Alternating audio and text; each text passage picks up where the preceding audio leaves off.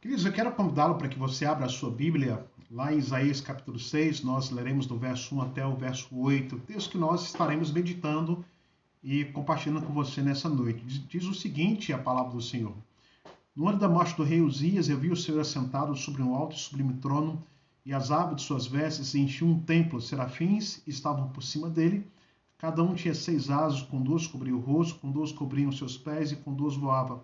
E clamavam uns para os outros, dizendo: Santo, Santo, Santo é o Senhor dos exércitos, toda a terra está cheia da sua glória. As bases do limiar se moveram à voz do que clamava, e a casa se encheu de fumaça. Então disse eu: Ai de mim, estou perdido, porque sou homem de lábios impuros e habito no meio de um povo de impuros lábios, e os meus olhos viram o Rei, o Senhor dos exércitos. Então um dos serafins voou para mim, trazendo na mão uma brasa viva que tiraram do altar com uma tenaz. Com a brasa tocou a minha boca e disse: Eis que ela tocou os teus lábios, e a tua iniquidade foi tirada, e perdoado o teu pecado. Depois disso ouvi a voz do Senhor que dizia: A quem enviarei? A quem há de ir por nós? Disse eu: Eis-me aqui, envia-me a mim. Oremos, queridos. Deus, mais uma vez estamos diante da tua presença e oramos por este momento que nós estaremos ouvindo a tua palavra. Que o Senhor toque o mais íntimo do nosso coração, que possamos compreender as verdades contidas nesse texto e que ela produza um renovo em nossa vida, Pai. Abençoe aqueles que estarão ouvindo, participando dessa live, as suas famílias, projetos pessoais, que tudo que fizerem seja para a honra e glória do teu nome. Abençoe a 8ª Igreja Presbiteriana desde de fora, ó Pai, que dentro em breve, de fato, estejamos ali, se o Senhor permitir, juntos adorando e servindo ao Senhor. Obrigado pela grande obra que o Senhor tem feito ali em nossa vida, mas também na estrutura que temos. Obrigado pela fidelidade dos dízimos, das ofertas e de irmãos que têm abençoado essa igreja. Nós oramos em nome de Jesus. Amém. Queridos, quando nós pensamos em grandes homens da Bíblia que atenderam o chamado de Deus, e quando nós pensamos em chamado, nós pensamos em duas perspectivas. Pensamos na vocação eficaz, é quando nós somos chamados e confrontados pelo Evangelho para que nós possamos atender e compreender quem é Cristo e quem somos nós, e o que foi necessário a ser feito para que a nossa comunhão com Deus ela fosse tão restaurada. E isso é produzido mediante a obra de Cristo. E quando compreendemos essas verdades que são trazidas a nós através de pregação, mensagens, nós respondemos mediante a obra do Espírito Santo de Deus que aplica essas verdades em nosso coração. E aí sim nós podemos atender o chamado para a salvação, por conta da nossa inabilidade e incapacidade humana de por nós mesmos nos aproximarmos do nosso Deus. A nossa comunhão com Deus foi quebrada lá no Jardim do Éden. E essa comunhão ela só pode ser restaurada mediante a obra de Cristo. Mas compreendemos também sobre o chamado para a obra.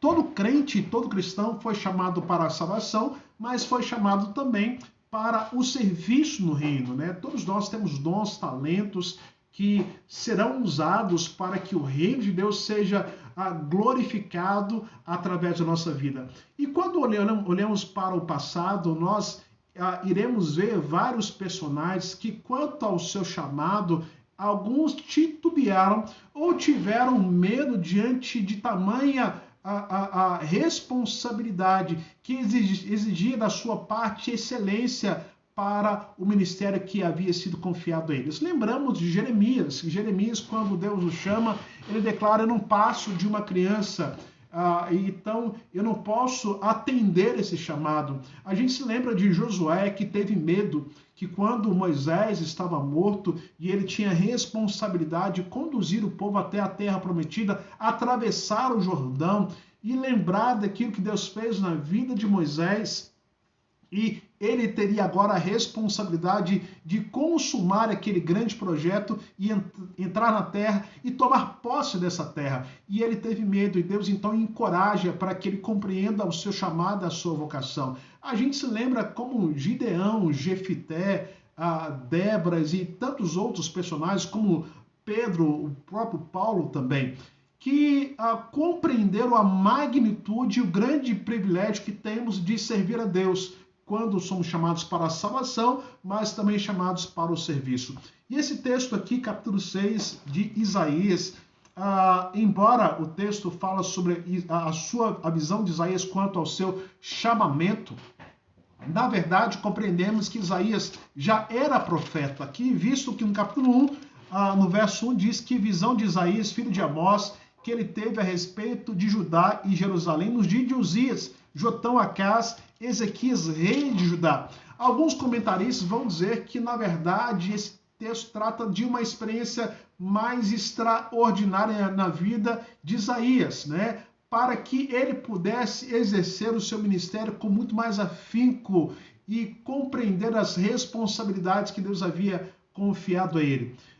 O texto começa dizendo para nós que no ano da morte do rei Uzias, ele declara: eu vi o Senhor assentado sobre um alto e sublime trono, e as árvores de suas vestes enchiam o templo. Isaías tem a visão da majestade gloriosa de Deus, da santidade de Deus, porque ele vê serafins, seres angelicais que voavam, né? Cada um tinha 6 asas, com 2 cobriam os seus rostos, com 2 cobriam os seus pés e com 2 voavam. E a declaração contundente desses seres angelicais é que diziam uns para os outros: Santo, Santo, Santo é o Senhor. E clamavam, diz lá no verso 3, e a terra está cheia da sua glória. E lá no verso 4 diz: as bases do limiar se moveram e a voz do que clamava, e a casa se encheu de fumaça. E diante dessa experiência extraordinária, Isaías, ele olha para si e declara: eu sou um homem de lábios impuros e habito no meio de um povo de impuros lábios. E ele diz: os meus olhos viram o rei, o Senhor dos exércitos. E foi necessário então, lá no verso 6, que um dos serafins, ou seja, o anjo, a ser angelical, que ele tirasse então uma tenaz, uma brasa viva com uma tenaz, e tocasse então os lábios de Isaías. E diz para ele: a tua iniquidade foi removida, tirada, e os teus pecados então perdoados. Então se ouviu uma voz que dizia: a quem enviarei? A quem há de ir por nós? Isaías então declara: eis-me aqui, envia-me a mim. Queridos, nessa noite eu quero falar sobre chamados de Deus, né? Sobre vocação, sobre dons, talentos, responsabilidades que Deus confiou a você, mas a mim também. A mim como pregador, como pastor, e preciso exercer esse ministério com excelência. Então, queridos, que nessa noite possamos ter a compreensão que antes de nós atendermos o chamado de Deus em nossas vidas, precisamos compreender a seriedade desse chamado. Isaías, quando ele tem a experiência dessa visão, a primeira percepção que ele tem é a respeito da majestade de Deus. Quando olhamos aqui para o verso 1, o texto vai dizer: eu vi o Senhor assentado sobre um alto e sublime trono, e as abas de suas vestes enchiam o templo. O texto ele vai dizer que no ano da morte do rei Uzias foi um bom rei para Judá. A Bíblia vai dizer que ele fez o que era reto perante o Senhor, mas, porém, contudo, entretanto, em dado momento da sua vida, Uzias, ele toma para si algo que não deveria ser legítimo dele. Ele entra no templo e oferece um sacrifício, sendo que isso era uma prerrogativa do sacerdote. E por isso Deus faz com que ele seja acometido de uma enfermidade, de uma lepra que ceifa a sua vida. E por isso agora o trono está vazio. E Uzias foi um rei que produziu muita crescimento material para Judá. E diante desse fato da sua morte, havia uma desesperança. Olhavam para o trono e Uzias, que trouxe tanta prosperidade para nós, ele não existe mais. Mas a esperança, ela não deve estar nos homens, mas em Deus. E por isso o profeta diz que no ano da morte do rei Uzias, ele viu o trono do Senhor, e nesse trono tem alguém sentado, dirigindo e governando a história. O Senhor continua sendo Deus, embora Uzias estivesse morto. Então, nessa percepção, Isaías compreende a majestade de Deus. Queridos, o que isso implica em nossa vida? Você que é membro de uma igreja, presbiteriana, batista, metodista, quadrangular, qualquer igreja que prega verdadeiramente a palavra de Deus, você foi chamado para a salvação, mas também chamado para o serviço.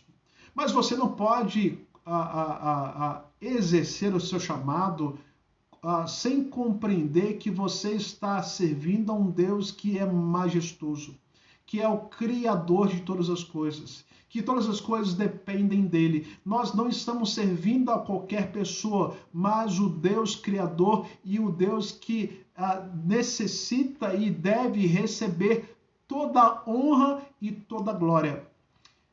Nesse texto, os serafins, eles estavam, o verso 2, de um lado para o outro e diziam: Santo, Santo, clamavam, Santo, Santo é o Senhor. Isso é um recurso que é usado na língua hebraica. A ideia de usar de forma tríplice a palavra santo aqui é o nosso superlativo no português, quer dizer, o nosso Deus é santíssimo. Então, a percepção de Isaías que ele está servindo um Deus que é majestoso, mas um Deus também que é santo. Muitas vezes nós não temos tido essa percepção. Achamos que nós podemos servir a Deus de qualquer maneira, que estamos diante de qualquer pessoa, sendo que a Bíblia diz que diante dos reis a gente deve se portar diante das autoridades investidas por Deus a nossa vida, como está em Romanos 13. Imagina diante daquele que é o Rei dos Reis e Senhor dos Senhores. Imagina diante daquele que emana toda santidade. Somos santos porque Deus é santo. Essa santidade que está em nós, ela não é intrínseca de nós mesmos, mas ela é produzida pela a revelação de Deus em nossa vida através da obra de Cristo. Nós somos santificados em Cristo Jesus. E, queridos, nós não podemos fazer a obra de Deus de forma relaxada. E quando eu falo relaxada, eu quero dizer de qualquer maneira. Muitas pessoas têm servido a Deus de qualquer maneira, achando que você pode ir na igreja com qualquer roupa, achando que você pode tocar um instrumento sem ter uma vida de santidade, estar no ministério de louvor sem ter um comprometimento real com Cristo e com a sua igreja. Quantas pessoas que nós conhecemos em nosso contexto que têm servido a Deus sem levar em conta a majestade de Deus, mas também a sua santidade? Quantas pessoas têm subido diante da presença de Deus, estão à frente da igreja, mas com uma vida torta, uma vida de extrema pecaminosidade? Como nós lemos lá em Colossenses 3, que fala sobre a nossa união com Cristo, uma vez que nós estamos unidos a Cristo, nós pensamos nas coisas do alto e buscamos as coisas do alto. E nos revestimos do novo homem e nos despimos da nossa antiga e velha natureza e todo elemento pecaminoso que carregamos anteriormente é deixado para trás, porque nós somos feitos novas criaturas. Então, querido, que você compreenda que você não pode servir a Deus de qualquer maneira. Isaías, antes dele dizer, eis-me aqui, envia-me a mim, ele teve a percepção da majestade de Deus. Ele teve a percepção da santidade de Deus que se revelava através dos lábios dos seres angelicais. Os serafins diziam, santo, santo, santo é o Senhor. E quando Isaías tem essa experiência extraordinária, magnífica da visão do trono da majestade, da santidade de Deus. Lá no verso 5, ele olha para si. Ele tem a percepção de Deus, mas ele tem a percepção de si mesmo, mas também daqueles que estão à sua volta. E no verso 5 diz que então ele diz, ai de mim, estou perdido, porque eu sou um homem de lábios impuros e habito no meio de um povo de impuros lábios, e os meus olhos viram o Rei, o Senhor dos Exércitos. Não tem como nós vermos a santidade e a majestade de Deus e continuarmos da mesma maneira. Isaías, ele tem a percepção da sua natureza pecaminosa. Ele tem a percepção da natureza pecaminosa da sua geração ou de todos os homens, porque a Bíblia diz que todos pecaram e carecem da glória de Deus. A Bíblia diz lá em Romanos 3 que não há um justo sequer, não há quem faça o bem, não há quem busque a Deus. Todos se extraviaram. Irmão, você que está aqui nessa noite, é necessário que você compreenda que você está diante de um Deus santo, diante de um Deus majestoso, mas é necessário que você tenha a percepção da sua natureza pecaminosa.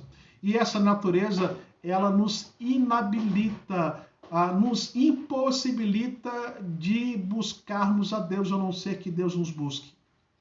João 3,16, porque Deus amou o mundo de tal maneira que deu seu Filho unigênito para que todo aquele que nele crê não pereça, mas tenha a vida eterna. Quem produz a salvação em nossa vida é Deus. Tanto é que no texto, no verso 6, diante da percepção de Isaías, a sua natureza pecaminosa, um dos seres angelicais, ele vai até o altar, pega uma brasa viva e toca os lábios, então, de Isaías e declara: a sua iniquidade ela foi removida e os seus pecados então perdoados.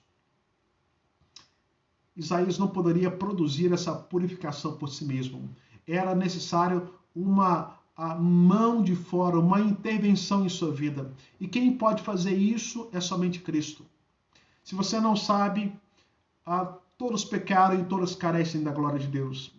E diante da nossa vida pecaminosa, Deus ele planejou na história humana o que nós chamamos da missão, a Missio Dei, que é a missão de resgate.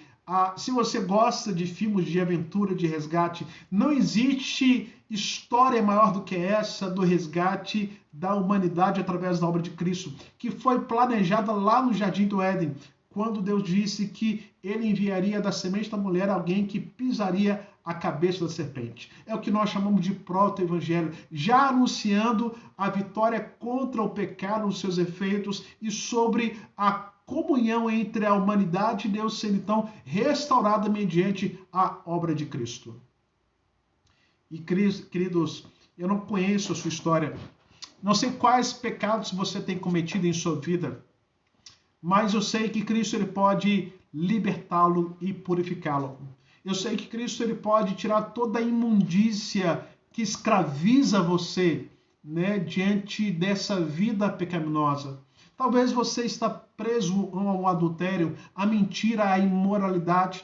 Talvez você que não é casado, mas está tendo uma relação carnal com a sua namorada, e você é cristão, e precisa ter um arrependimento sincero e uma mudança de vida na sua vida. Você não pode continuar como está, assim como Isaías, que ele compreendeu: eu sou um homem de lábios impuros, e habito no meio de um povo de impuros lábios. Os meus olhos viram o Rei, o Senhor dos Exércitos. Queridos, nós não podemos brincar com Deus. Conhecemos vários relatos de homens no passado que brincaram com Deus e tiveram suas vidas ceifadas. Mas você vai dizer, mas isso aconteceu lá no Antigo Testamento, aconteceu no Novo também. Ananias e Safira, que reteram aquilo que era de Deus. Com Deus não se brinca, queridos. Então, antes de nós atendermos o chamado de Deus para o serviço, precisamos compreender a seriedade daquilo que nós nos propomos a fazer. Então, através da percepção da majestade de Deus, através da percepção da santidade de Deus, através da percepção da nossa natureza pecaminosa. E que nós precisamos que Deus nos limpe primeiramente para que assim nós possamos servi-lo. Como diz aqui no verso 5 e verso 6, que os serafins ali, então, tocou os lábios de Isaías com uma brasa viva, removendo a sua iniquidade e perdoando então os seus pecados. Independente da sua história, daquilo que você tem feito, eu sei que Deus pode mudar a sua vida. Eu sei que o Senhor pode dar a você o perdão. Você pode ter uma experiência real com Cristo nessa noite e compreendendo que, por mais que os erros que você tenha cometido contra Deus, que nós chamamos que é um crime contra o nosso Criador, é um crime contra a santidade de Deus, ainda assim Ele derrama a sua misericórdia sobre a sua vida. As misericórdias de Deus, elas se renovam a cada manhã sobre nós. Você não pode perder essa oportunidade nessa noite. O mesmo profeta Isaías, ele vai dizer para nós: buscai o Senhor enquanto se pode achá-lo, invocá-lo enquanto eu estou perto. Querido, você precisa compreender da seriedade de caminharmos com o Senhor, de entendermos da nossa dependência desse Deus, para que esse Deus ele age em nossa vida e nos purifique de todo pecado. Que não sejamos como Judas Iscariotes, que apenas teve um remorso diante da sua traição, mas que sejamos como Pedro, que chorou copiosamente diante do seu pecado cometido contra o Cristo, que deu a sua vida por ele. E quando Isaías tem a percepção da santidade de Deus, da majestade de Deus, da sua natureza, mas da natureza daqueles que o cercavam também, lá no verso 8, o Senhor diz e faz uma indagação: a quem enviarei, a quem há de ir por nós? Então Isaías disse: eis-me aqui, envia-me a mim. Queridos, a incumbência dada posteriormente a Isaías, ela aconteceu após essas percepções. A percepção da majestade, a percepção da santidade, a percepção da sua natureza de si mesmo, ou seja, ele teve a percepção de quem Deus é e quem Deus era, e quem Deus é na verdade. E por isso ele pôde atender o chamado prontamente, mas antes passar por esse processo de compreender a magnitude, o privilégio de nós estarmos servindo a Deus com os nossos dons e com os nossos talentos.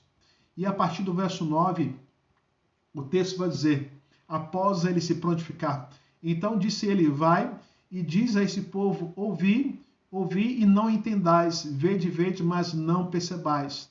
Torna insensível o coração deste povo, endurece-lhe os ouvidos e feche-lhe os olhos, para que não venham eles a ver com os olhos, ouvir com os ouvidos, e a entender com o coração, e se converta e seja salvo. Então essa mensagem de arrependimento que Isaías foi incumbido de trazer ao povo. Então disse eu: até quando, Senhor? Ele respondeu: até que sejam desoladas as cidades e fiquem sem habitantes as casas e fiquem sem moradores, a terra seja de toda assolada, e o Senhor afaste dela os homens, no meio da terra seja grande o desamparo. Mas se ainda ficar a 10ª parte dela, tornará a ser destruída como terebindo e como orvalho, dos quais, depois de derribado, ainda fica o toco. Assim, a santa semente é o seu toco. Então, uma mensagem dura que Isaías teria que trazer para a sua geração, Isaías traz. Mas ele também traz a mensagem de graça, a mensagem de convite à libertação, mas também à salvação. E essa mensagem Deus incumbiu também a você, a nossa geração, para que possamos ser um instrumento de Deus para alcançar os perdidos. Mas antes de atendermos esse chamado para o serviço, precisamos compreender a seriedade. Estamos diante de um Deus santo, diante de um Deus majestoso, e entender e ter a percepção da nossa pecaminosidade. E quando compreendemos a nossa dependência de Deus, para que Ele purifique o nosso coração e para que nós sejamos um vaso de bênçãos em suas mãos, e para que nós sejamos um instrumento para alcançar os perdidos. Que nessa noite, querido, você que está aqui conectado, você tenha compreensão dessas verdades em sua vida. E não se esqueça, antes de estar prontamente para servir, olhe para Deus e olhe para si mesmo. Que Deus tenha misericórdia de nós.